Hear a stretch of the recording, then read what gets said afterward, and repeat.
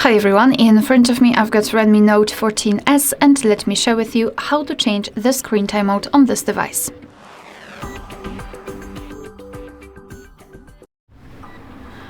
So let's begin with opening the settings, and here we have to scroll and find the option lock screen. Let's tap.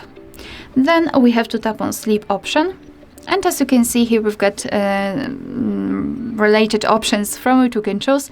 At the top, we've got relatively short ones, like 15 or 30 seconds. And at the bottom, the longest, which is 10 minutes. It is also currently applied.